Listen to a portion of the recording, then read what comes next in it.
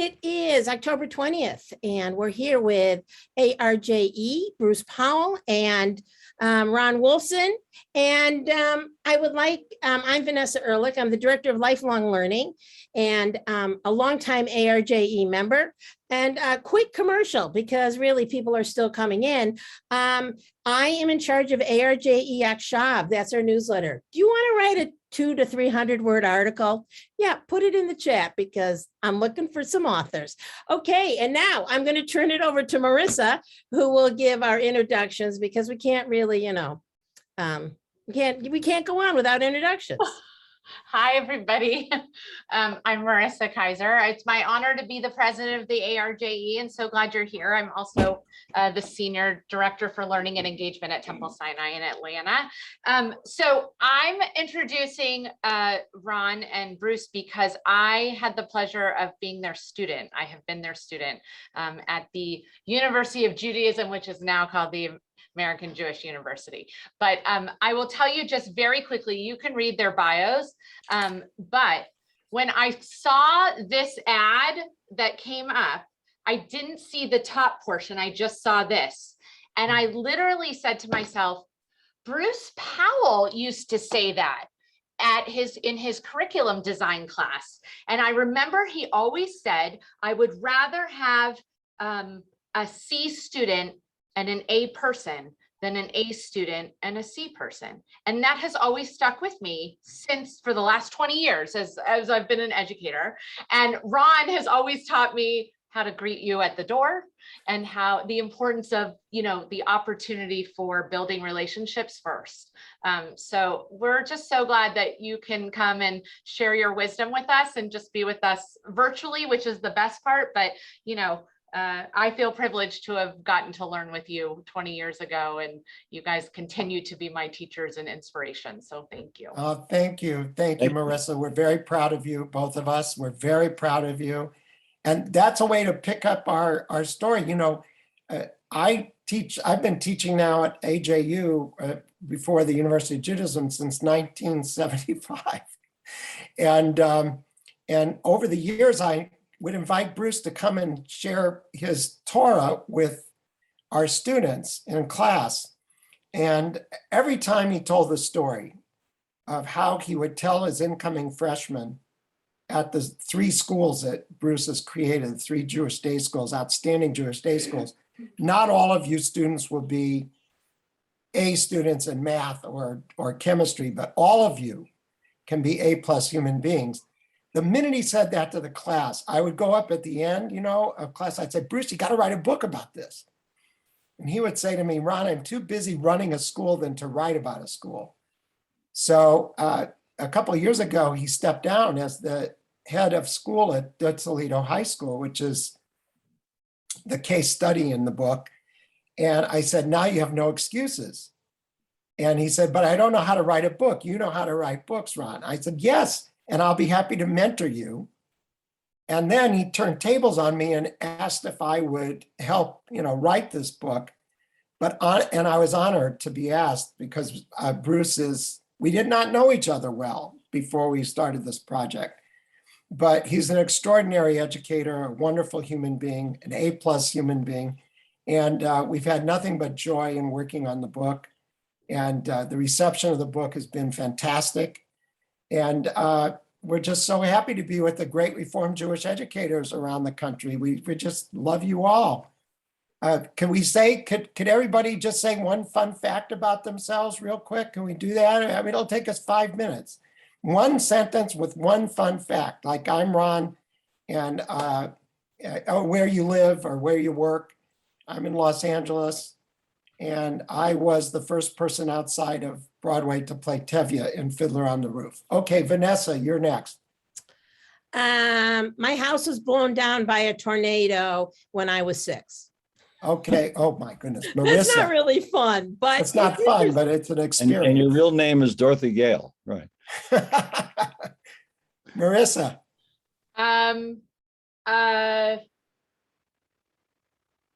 When I was in a movie of the week growing up around my family, going back and forth because we were early on joint custody.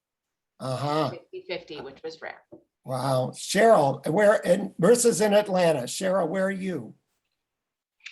I am in Orlando, and let's see, I grew up in a small beach town in Massachusetts, and I was Kim McAfee in my Temple youth group in Bye Bye Birdie.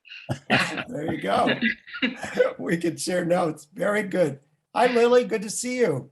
Where are you these days? And give us a Hi. fun fact. Hi, nice to see you again. I'm currently in Tulsa, Oklahoma, where I am the director of education and one of the rabbis here. And a fun fact about me, outside of the apartments I have rented, I have lived in only one house my entire life. Wow. That's And pretty my parents extraordinary. built that house. So we are the only people to have ever lived in that house. Fantastic. How about Laura? Hi, Laura. Hi, hi everyone. I'm Laura Nade. I'm in Arlington, Virginia at Congregation Etz Chaim, Director of Religious Education. And I actually have been teaching online Judaic since 2012. I was asked to do that. I didn't realize at the time I was going to be an early adopter. I'm not sure it made last year any easier, but it was at least familiar. Nice to be here. Thanks for joining us. Andrea, how about you? All right. Hi, everybody. Andrea Fleecup. I'm in Pensacola, Florida. And my daughter just celebrated becoming bat mitzvah this past Shabbat. Mazel tov. And so I'm still riding high on that wave. It was fantastic. Mazel tov. That's great. Hi, Phyllis. Good to see you. Where are you sitting? Hi, I'm Phyllis. I'm in Chicago, North Shore suburbs of Chicago. And fun fact, I've shaved my head 4 times for the St. Baldrick's Foundation. Good for you. That's wonderful. Iris. Hi, I am now sitting as a retired Jewish educator in a suburb of West Palm Beach. And truly, I think anybody who knew me as a secular Jew growing up in a suburb just outside New York City would never have imagined that I'd end up in a field of Jewish education and a Jewish educational leader. So Wonderful, Iris. Great to see you. Melissa. Hi, I'm Melissa Pescatori. I'm the Director of Religious Education at Temple Sherry Emeth in Central Jersey. And I'll go back to the baseball theme. My husband and I have actually been to all 30 Major League Baseball parks across the country and in Canada. Wow, that's fantastic. Good for you. I'm going to skip here. Kelly. Hi, I'm Kelly Finkel. Used to live in the San Fernando Valley. Took a seminar with you, Ron, many years ago. Sorry, the gray hairs are showing now. But fun fact, I used to be in charge of information at the Hollywood Bowl. So Really? 17,859 seats at the Hollywood Bowl, and I can tell you how to get to any one of them. That's wonderful. Hi, Lisa. Good to see you. Hi there. I'm Lisa Langer. I am living in Menlo Park, California, where my fun fact is that it is going to be a rainy few days, which is a welcome relief in this part of the world. So I'm waiting for that to come on any minute, which is why I'm on audio. I'm just going to get a quick walk in before the rain comes. And I work with the URJ and the Hebrew Union College. Wonderful. Good to see you. Brian. Hi, I'm Brian Avner. I'm up in Milwaukee at Congregation Shalom. My fun fact is that I used to work for Vanessa, and she's the reason I ended up at HUC and in the ARJE. I also worked for Phyllis, but Vanessa's the one who yelled at me and said, "What are you doing? Go to HUC." And that's why I'm here now. Wonderful. That's I didn't great. yell. I persuaded. You used your regular voice, which is at some volume. Jackie, hi. Hi there, I'm Jackie. I am the Religious Studies Programming Director here at Temple Israel. And I thoroughly enjoy watching Star Trek. Wow. Does not seem as exciting as anyone else's fun fact, but there we go. To boldly go where no one has gone before. How about Shatner going up into space? That was pretty cool. Hey, Ron, good to see you. Good to see you too. I'm Ron Leff. I'm in Denver, Colorado, and I'll say I'm still one of those that stands at the entrance to the building every Sunday morning because I was taught by a professor that that's the way you welcome people and you make connections and engage. That's wonderful. Thanks, Ron. And Bruce, how about telling everybody your fun fact? I'm Bruce Powell. I live in Woodland Hills, California, which is a suburb of Los Angeles. Just a connection with Brian here from Milwaukee. My mechutin is Mark Bergson, Rabbi Mark Bergson.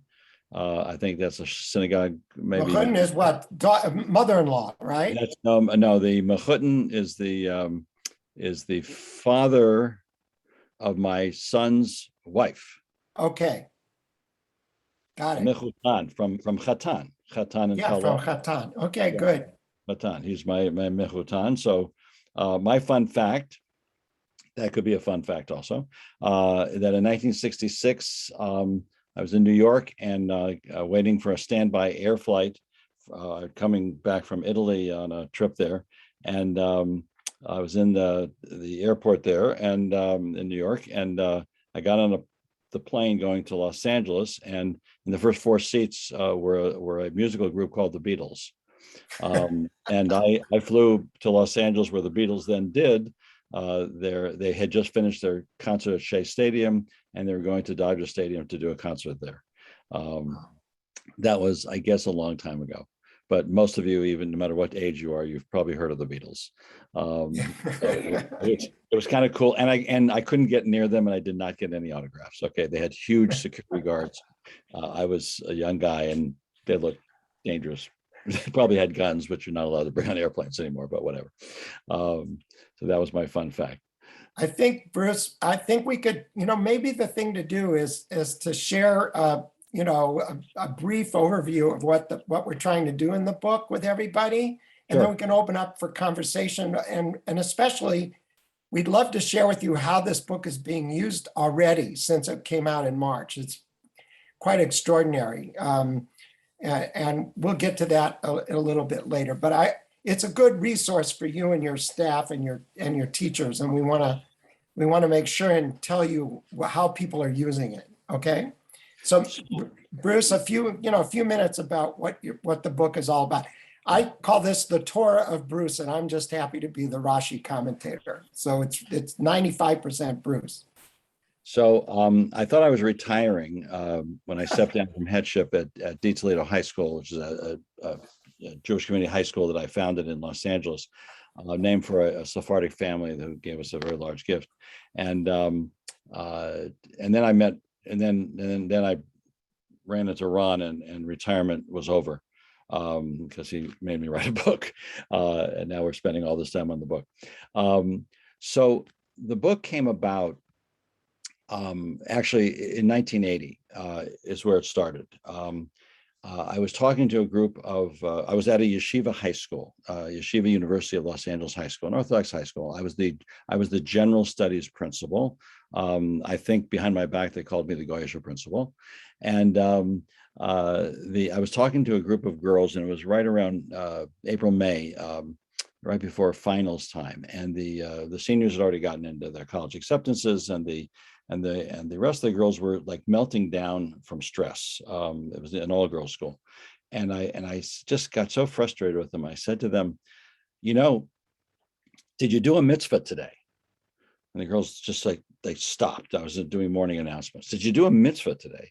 And they go, yeah, we did a mitzvah today. Then you're an A human being. And I don't care what you get on your finals, as long as you've studied and worked hard. All right, you can be a C student in chemistry as long as you're an A human being in life. Okay, and if you did a mitzvah today, you're an A human being. Then, of course, there was grade inflation, and then it became an A+ human being.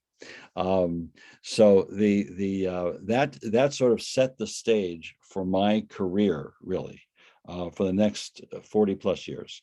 But when the time we got to opening De Toledo High School in 2002, and I was there for 18 fantastic years. It's probably the best thing I've ever done, is founded that high school. I would get the 9th graders together, And I tried to think of metaphors and things that I could put into their minds that these ninth graders who are just starting their journey in a full day Jewish high school could rely on to get them through both the good times and the hard times. So we started out and I said, you know, here at our high school, we have no cliques. And of course the kids, you know, give me the eye roll. You know the teenage eye roll? Do you know how to do it? Anybody young enough to remember how to do that? Oh, God, no cliques. Right, Dr. Powell, there's going to be no cliques. I said, no, because a clique is an insecure group of people who will not let anyone in. Now, everybody here is secure, aren't they? Now, I'm talking to a bunch of 14-year-olds starting high school. Have you ever met a secure ninth grader, 14-year-old? I mean, I haven't. All right. So I don't know if you were, maybe you were, but I wasn't. But I'm giving them aspirational language that you can be secure, and thereby, instead of forming a clique, you can form a circle of friends. And a circle of friends lets anybody in because a circle is always open. There's always an extra seat at the table. And the kids sort of breathe this sigh of relief. Yeah, I'm gonna. And by the way, a circle of friends is a secure group of people who will let anyone in. And I said, and you are all clearly a secure group of people. And that sort of planted the seed in their mind, which grew. And by 11th grade, they actually were a secure group of kids who, in fact, did let everyone in. I gave them another concept. I said, here in our school, you will speak no lashon hara, no lashon hara, no evil gossip, no evil tongue, no gossip. And again, I get the huge teenage eye roll. They say, like, right, Dr. Powell, I mean, you don't ever speak any gossip to your wife?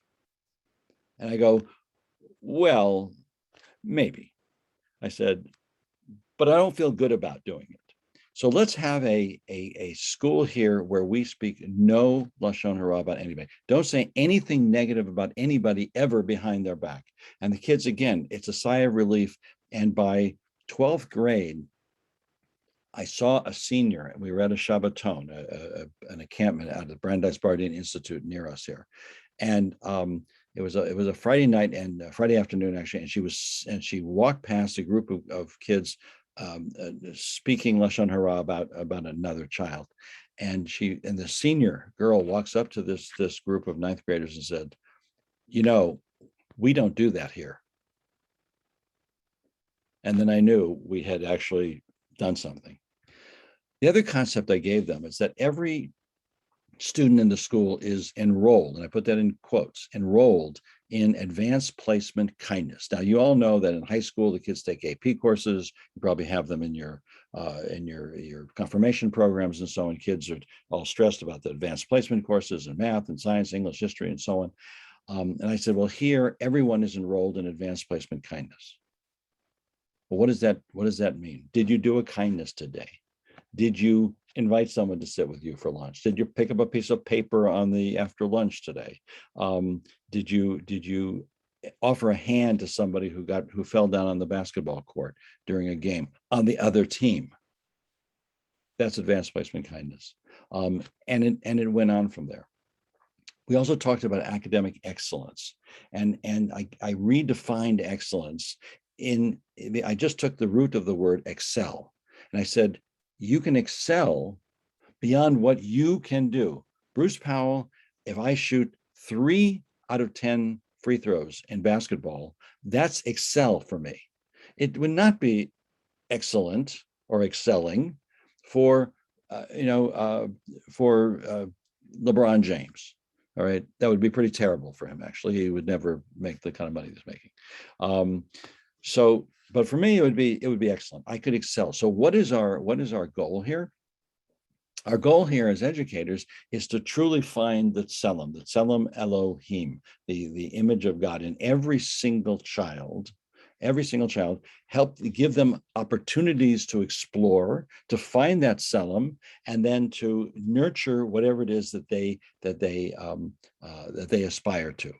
Right, that's really our goal, and then they can excel in that. All right. And they will excel in that if we give them a pot of cholent, a pot of soup that is so culturally delicious.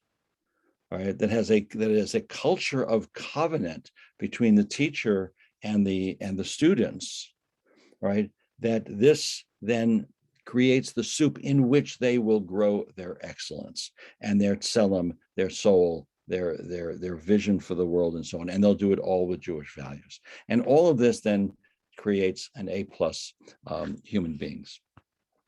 And I don't use this with 9th grade graders, but with 12th graders, I use this last piece. I read the obituaries every day, LA Times and New York Times, right? And what's amazing to me, and maybe you read them also, I have never seen in an obituary of here lies, Judy Cohen, she was 95. I never saw her SAT score. Never saw it. There are no SAT scores. There's no ERB scores. There's no PSAT scores. There's no LSAT scores. There's no MCAT scores. There are no scores at all in an obituary. All right. How do we measure a life? You all know the musical Rent, 525,600 minutes. How do we measure a life, right? And you don't measure it with scores. You measure it in every obituary, especially the long ones, talk about the person's contributions to community, contributions to family, contributions to society at large, what impact they had even on the United States of America. We just lost Colin Powell, for example, no relation, who spoke Yiddish, by the way. What do we know what Colin Powell did in school? Do we care? No, he was a great human being. All right. And that's what the obituaries talked about. And of course, his family. So those are the kinds of aspirational things that we talk about with kids, and that kids start to realize that, you know what, and by the way, there's no diminution between of being a kind person and being an outstanding student. The kids still go to top colleges, right? They still do all of that things, but they do it within a context of kindness. And I would say to the kids, and if you don't pass advanced placement kindness in the school, everybody has to pass in order to graduate. And of course, the 9th graders say, is there really a class? I go, no, the entire school is that. All right. Imagine your entire religious school is a place where this is how you graduate. All right. You graduate with those kinds of values. And it really, and growing up in the Reform movement myself, the prophetic vision for life, from Micah, for example, verses chapter 6-8, do justice, love mercy, and walk humbly with your God. Oh my God, that stuff stuck in me from, I probably learned it in my confirmation class at Temple Beth Hillel in North Hollywood, now called Valley Village, from Rabbi Bauman. I mean, I remember it like it was yesterday. And what a powerful vision for humanity. And let's bring it into our schools. And that's what we did for the day school. That's what I do for education. And I'm an English teacher by training, by the way. I demand very high standards. You write an essay, you're probably going to get an F on the first one because it's not going to be very good. But you still have to be an A+ human being, right? Then I'm going to teach you how to write, all right? And I'm going to get out of you that level of excellence. And you're going to shoot 10 out of 10 free throws in writing. Maybe not in basketball, but certainly in writing. So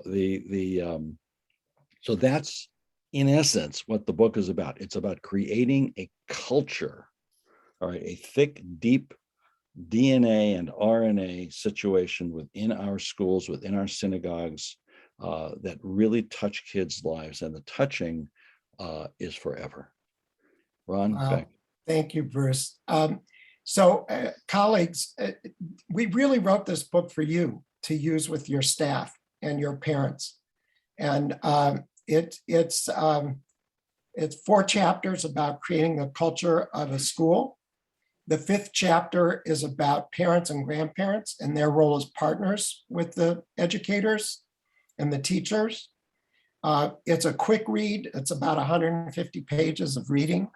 The book is a great community read with your staff and with your boards and with your teachers, and sometimes even with parents. Bruce and I yesterday did we did the second and third workshops we did with a large day school in Brooklyn, Hannah Center's Day School. They had purchased 265 copies of the book. They gave it to all the staff, all the teachers, all the board members, and all the parents. A synagogue school in Houston bought 350 copies for every family, every teacher in their large synagogue. It's published by the Kripke Institute, which is oh, look at that, great, which is my small little nonprofit. It's our second publication. The first one was the Relational Judaism Handbook. I have to tell you, I'm so proud of this publication. In Jewish publishing, a book that sells 3,000 copies in 2 years is considered a bestseller. This book has 4,000 copies out into the field within 5 months. We've had to do 3 printings because it's hit a chord, a resonance. Again, not just with us educators, but even with certainly with the parents. Bruce and I did a session for the Temple Emmanuel Stryker Center with Wendy Mogul moderating. 1,600 screens signed up and over 1,000 showed up. And these were people in the community, just parents and grandparents. So there's a power in this book, and it's a really wonderful resource that we recommend you use. We've also been doing teacher seminars, and Bruce will do essentially what I just did, or what he just did, and then I would come in with a piece on relational teaching. So how do teachers create culture in their own classroom, a culture of community, of relationship, everything from how to do the greeting at the door, to how to hear the kids' stories, how to connect kids with each other so they are a chevra of friends, they are a circle of friends, how to connect with parents, and other sorts of tips on helping kids feel really connected to the culture of the school that we're trying to create as educational directors. Most of us on the call are in senior administration. So it's a wonderful resource. We thought we'd spend 15, 20 minutes now just having a conversation with you about any of these issues and anything we can help you in doing the critical work that you have as culture creators in your own congregations and your own schools. So we can throw it open. Vanessa, why don't you pick it up from here and call on folks? I will, and I'll, take the moderator's prerogative. I want to hear more about the Nordstrom walk around. I love Nordstrom's. I think they're very gracious, and I was just, really taken by that. So just, well, I can speak to it. Yes. When I don't know how many of you have actually read the book? Just a show of hands in the camera. Oh, good, a bunch. Oh my gosh. Okay, so you read this part. Now, the story is true. All right, I just want you to know that. In 2001, a year before we started the school, I assembled an office staff and started to get some teachers together. We opened in 2002. And I love going to Nordstrom. I love the guy playing the piano. I love somebody walking up to me, always friendly and selling me an overpriced suit, which I always buy. And it's usually a younger person, so it's always good to have some younger person pay attention to an Alta Cocker guy. And they're working on commission. And I didn't even know that, but they're just delightful. And I called them up and I said, so could you send me over your trainer? Who trains your people in this type of interpersonal relations? And they said, we don't have a trainer. I said, what do you mean you don't have a trainer? These people are unbelievable. She said, sir, we hire people who are already like that. We hire people who are already like that. And I said, got it. All right. So then the question for me was, what kinds of people what kinds of teachers can I hire who are already like that? So what's the most important thing we're going to do at our school, in my mind? We're going to go on a 4-day all-school Shabbaton out of the Brandeis Bardeen Institute, and we're going to stay there overnight for 3 nights and 4 days. We have this 2,000-acre retreat center 20 minutes from our school. I'm going to do that. So what do I have to hire? I have to hire English teachers and math teachers and Jewish studies teachers who love going to camp. I have to hire camp types. And that's exactly what I did. Because in a school previous to this one, which I was the first headmaster, or head of school, I hadn't done that. And the teachers would complain, I'm not going to camp and sleeping in some, place or whatever. Of course, the faculty accommodations at this camp are quite nice if you've been there. And you've been there, Rabbi Kowalski, you've been there? Yeah, okay, good. They're pretty nice, and you got 3,000 acres to wander around in. It's pretty cool. And so so they didn't want to go. So now I hired people who already like that, who are already camp types. And guess what? We now, with a school of 400 kids and the commensurate amount of faculty, we run out of faculty housing, right? The faculty does not have to stay overnight.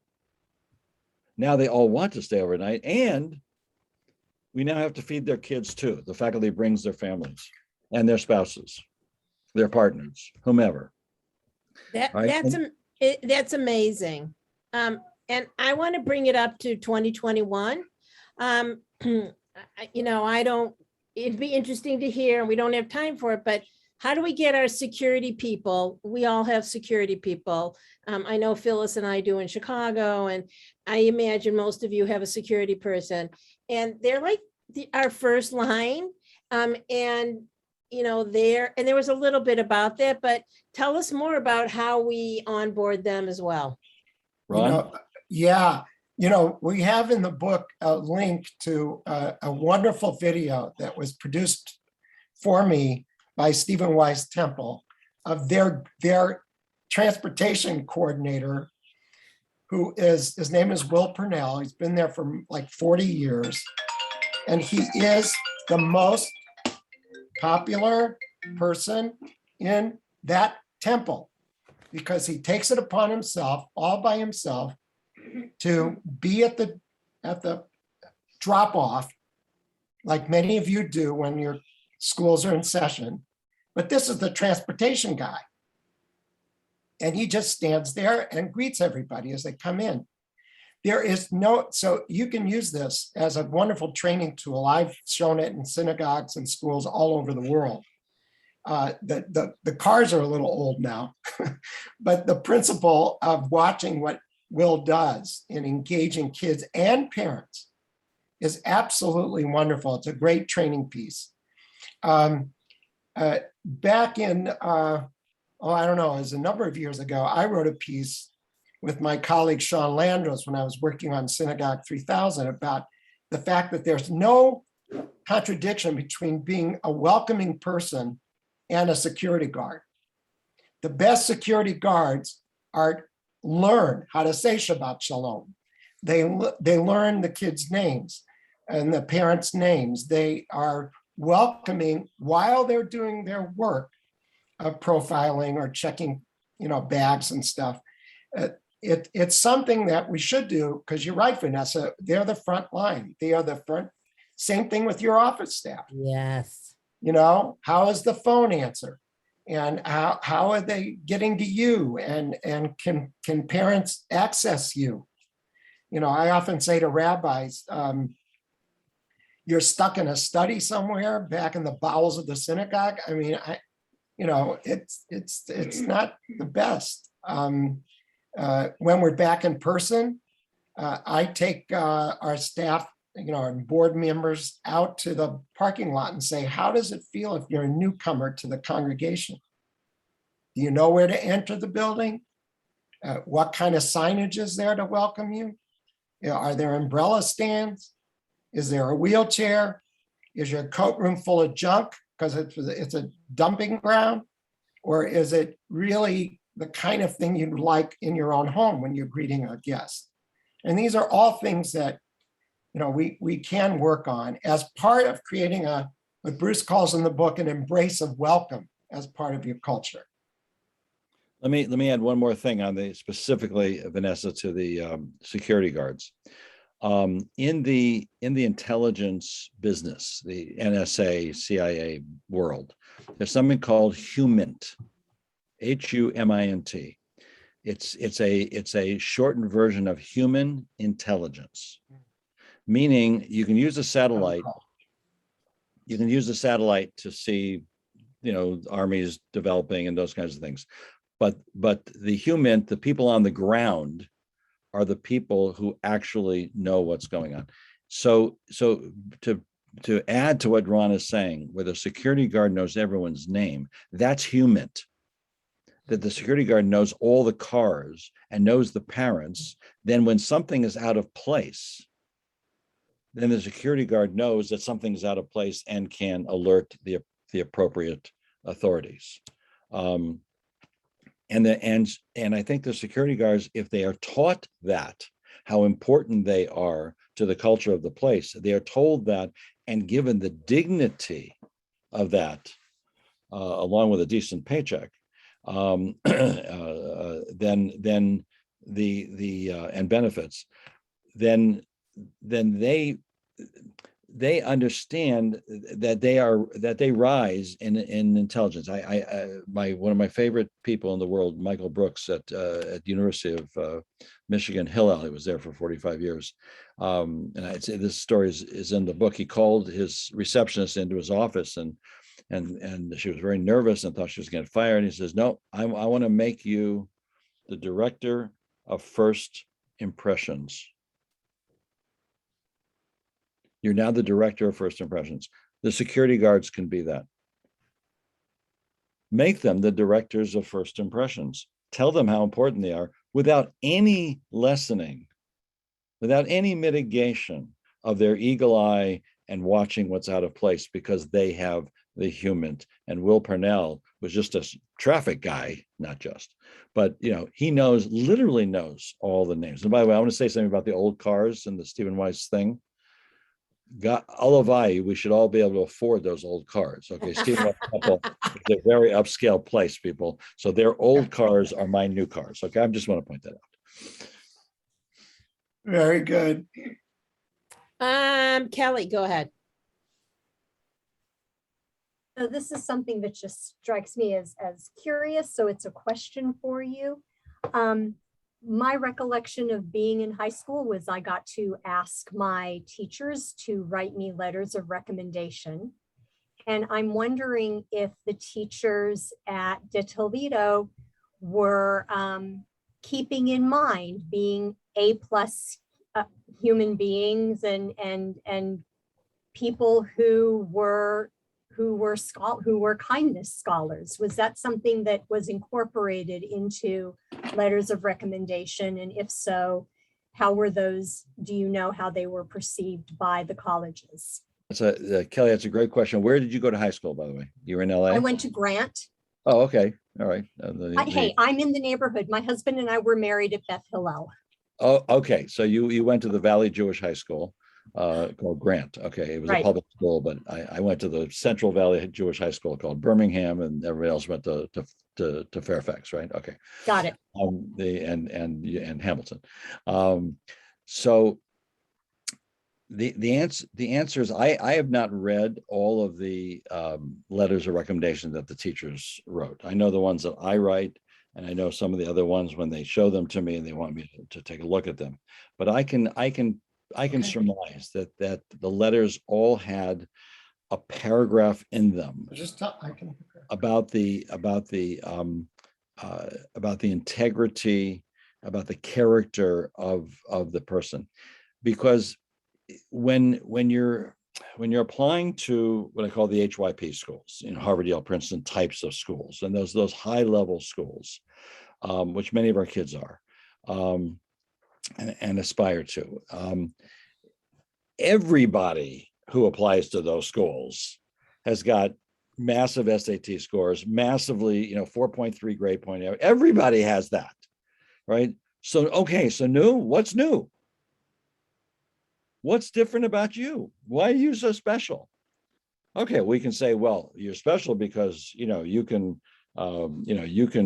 read Torah in the original Hebrew, and you can do a little Talmud in both, biblical Hebrew and Aramaic, and you can do this and you can do that, but that's still all academics. So what? So what about your contribution to the society, right? And what about, what kind of a human being you are? Okay, that's what they're looking for, and the teachers have to be able to frame that. I think it's I think it's the thing that sets them apart. It's what we call in the school the Kodesh moment, and we all know that Kodesh means separation, something that's separate from the mundane, from the whole. All right, Kodesh and Chol, like during Havdalah. All right, so we make those letters into Kodesh moments. All right, this is what's special and different about this particular child. So absolutely. And if you're asked to write, again, religious school, I don't know if you give grades or how you evaluate kids or whatever, if that's even a thing anymore. But certainly you can write about the character and the gifts and how the child, which is now 17 or 18 years old, uses those gifts to uplift the society. I can't imagine anything more powerful than that. That's really great. Other questions? Melissa. I loved the chapter about like the who's of success and all of the different groups and people that were pulled out. So I wanted to ask specifically about boards, because I feel like as educators, we might have a little more control over the teachers that we hire or our office staff, but we don't have as much control necessarily over the people that we're working with and the lay leaders in that capacity. So how, beyond what you've shared, like what are the other strategies to help our boards understand like they do play a critical role in our synagogue culture, school culture, etc.? All right, so I'm now running 10 workshops across the country with heads of school or religious school directors, same, you can just translate this, and board chairs, one-on-one. And what we're doing with them, and I highly recommend this, it's been very, very powerful. Two things. One is for you and your board and board chair to write a brit, write a covenant, a covenantal statement. We have a covenant, with the Jewish people and God. It's called Torah, right? Not a bad one. It doesn't have to be that long. It could be a paragraph, okay, or two, unless it's a rabbi writing, in which it should be at least the length of the Torah. Just kidding. No. Lovely goes, no. Good short sermons. Remember, Lincoln spoke 3 minutes at Gettysburg. The other guy who spoke 2 hours, and no one remembers what he said, but everyone remembers what Lincoln said. But what Lincoln wrote is the brit. Look, the preamble to the Constitution of the United States is a brit. We, the people of the United States, in order to, it's an aspirational breed, form a more perfect union. We commit this to you as a government, establish justice, ensure domestic tranquility, provide for the common defense, promote the general welfare, and ensure the blessings of liberty for ourselves and our posterity. That is a breed that the government of the United States is bestowing upon the people, and the people are then accepting that breed and hopefully voting and doing their civic responsibilities. And by the way, that breed was written by James Madison, Gouverneur Morris, both of whom knew Hebrew. And James Madison had a master's degree in Hebrew from Princeton.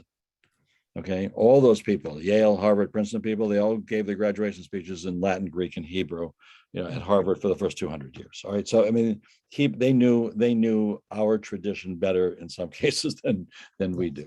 The president of Yale University, Stiles, used to study Talmud with a rabbi back in the 1700s. Anyway, but if you could get your board, starting with your board chair or the board members, to actually sit down and do an exercise. Let's write a brief of how it started out. I am committed to our educators. I am committed to our staff by doing what? And the educators and the staff write that same commitment to their board. That's exercise one. Exercise number two, write a blessing for each other. Write a blessing for each other. And then when times get tough, pull out the brit, pull out the blessing, start with the blessing, start a reading of the brit at every board meeting, at every meeting, committee meeting, and so on. I know there are many, to remind people, because we forget. And by the way, I'm not making this up. It's very Jewish. When you walk into my house, I'm sure when I walk into any of your homes, okay, there's a little thing on the doorpost, right? The mezuzah. All right. And there it is. It's written on the doorpost of our house and upon our walls. It's the brit. Let's do it. That's really beautiful and very helpful. And following up with the changing the community, the thing that resonated with me, and I forget which one of you went in and the faculty Americans versus Israelis, and you just went in there and totally blew them out. And I was like, oh my God, I wish I could have witnessed that. How do we recreate that moment? Because we all have the Americans versus the Israeli, and the Israeli who is on our staff and tells everyone her salary and goes, well, how much do you make? No, how much do you make?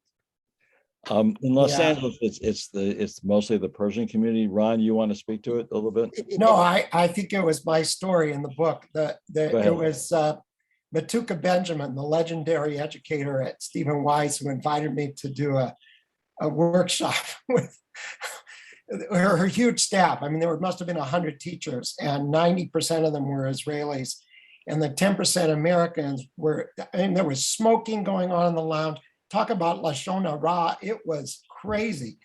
And I just said, be kind to each other. If the core, Bruce mentioned it, the core value here is B'Tselem Elohim, in the image of God. If the kids treated each other as images of God, if we treated each other as images of God, as the board treated us as images of God, the whole thing would change. And I think we can send that message to our people and bring that culture of human kindness to our schools. And when we do that, I think everything changes. It really does. Yeah. While I have the floor for a second, can I just, a word from your sponsor? Yes. The Kripke Institute is sponsoring Hanukkah Homecoming Weekend on December 3rd to 5th. Have you guys heard about that at all? Please, we were kind of worried a month ago whether we could go ahead with this, but things look like they're improving a bit. Depends on the part of the country you're in. But the idea is very simple for those of you who haven't heard about it. If you're doing any kind of Hanukkah celebration, gathering, event, even Shabbat services, You can register on HanukkahHomecoming.org/register and be part of a global network. We have 225 congregations and organizations already signed up. It costs nothing. It's just a little time. And beginning next week, on Monday, actually, on the 25th, I think that is, at 11 o'clock Pacific, 2 o'clock Eastern, we're having our first tutorial for people who are signing on to learn the One Table, powered by One Table platform, which allows each of you to put up details of all of your gatherings that weekend. And people have said to me, Ron, what if we're doing something Thursday night? Fine. Just the idea is that we're putting a spotlight back on our communities and our schools. And we're now, for Kripke, we're going to have paid social media ads to drive people who are not connected to congregations to come and try out your family events and your worship services and stuff like that. So please take advantage of it and join us. It's going to be really cool. We have a video. Craig Talman's doing 3 videos for us that you'll be able to use with your people as well. So the one bad thing about calling it Hanukkah Happening, I know how to spell happening, but how did you spell You can Hanukkah? spell Hanukkah. We bought the URLs for every possible spelling of Hanukkah. Okay, so 25 URLs, every possible way. I put it in the chat. Oh, okay, good. We use HANUKKAH. Okay. If you put in CH, you're still going to come to HanukkahHomecoming.org. All right. All right. I'm putting in the live link, people. Okay. I know we only have a couple more minutes, and I have a whole list of questions, but I'd like you to talk about, for those of us, especially those who are from the affluent suburbs, you talked about being born on third base. How do we deal with those people? What do you got for us? Because even if they weren't born on third base, their parents think they were. So how do we deal with that? I think this comes in one word called appreciation. We have to, the whole story there is people are born on third base thinking they hit a triple. Thinking they did that themselves. Somehow they were, they didn't hit a triple. For those who know some baseball, know that that's probably the most difficult hit to achieve, more difficult than a home run in baseball, especially in professional baseball. And by the way, if you're playing with 5 or 6 year olds or 7 year olds, hitting a triple or a home run is meaning just hit the ball and no one's going to throw you out because they have no ability to do that. But I watch my grandchildren play baseball. It's really fun until they get to be 16, and then it's really fun. The kids need to realize, and I wish we had programs. I'm a big camp person, and I believe that kids, as far as I'm concerned, we should have all of our religious schools have 8-10 times just going to a local Jewish camp in your area, and teach kids in the camp setting. I think it's a very powerful thing. But there's something about work, about actual physical work that we can get kids to do, to make them understand what it means to grow food. I don't know if you're, depending on where your physical location is, but here in California, I can just take a field trip and set up with a local farm here and have the kids go pick crops. Go pick strawberries all day long. Boy, you'll come back and you'll have a real good understanding of what it means to be a farm worker and what it means to put food on your table. Those people weren't born on third base. We have to give kids a tangible material understanding of how unbelievably blessed we are. Unbelievably blessed. You know, someone once said to me, we're living in the wealthiest country in the world. Even the poor people, as a standard of living, are way above the standard of living, assuming they're in a home, any kind of a home, than the poor people in Mumbai. All right. Yeah, it's just, you all seen the, junk, what's it called? Something millionaire. It was a movie about the boy in Mumbai. Oh, right. A junk dog millionaire, something like that. Slumdog Millionaire. Slumdog Millionaire. Thank you. There's so much wealth. This is the wealthiest moment, both for Jews and for America in the history of humanity. We make the Roman Empire look like poor people, right? So understand the level of wealth. And the Jewish community, I know we're always worried about anti-Semitism and this and the other thing. I'm not worried about it at all. I mean, we are so powerful. We have so many organizations, especially the ADL, that's watching out for us, and whatever. I just don't worry about things, but we're vigilant, but I don't worry about it. But to get the kids to appreciate by actually doing the work. I know that in the early days of Camp Al-Anim at Brandeis Bardeen, we actually had to go, and there was a work hour every day. That's good. It was a work hour. You actually had to go and work in a field. You had to go paint something. You had to go fix something. You have Torah Nut. You have to work in the dining hall, and you have to serve meals.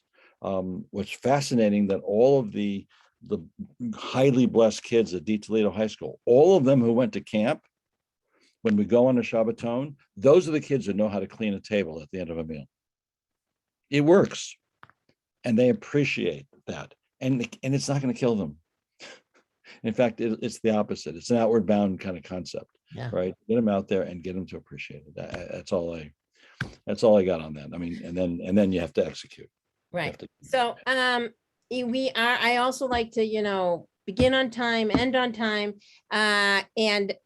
So a few words, if you have some few parting words for us also, and then Melissa has a quick commercial for us when you're finished. But Ron and Bruce, what do you leave us with? Oh, thank you. You know what? Here's my parting word to you. Kol hakavod, all honor to each one of you and all your teachers for doing the work you've been doing the last 19, 20 months. It's miraculous. And we just told a board, every board we've met with, we've said, you know what you ought to do?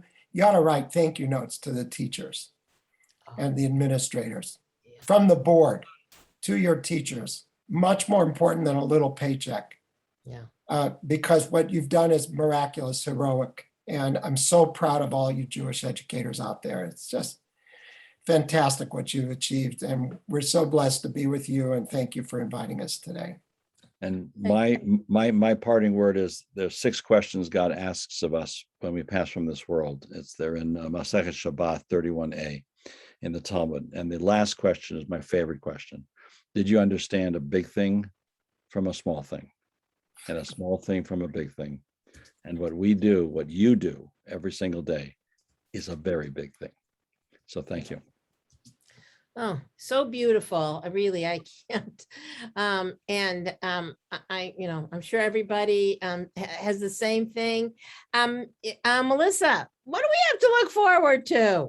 Oh, I can't believe I have to follow that. I'm like, you do. Thank you.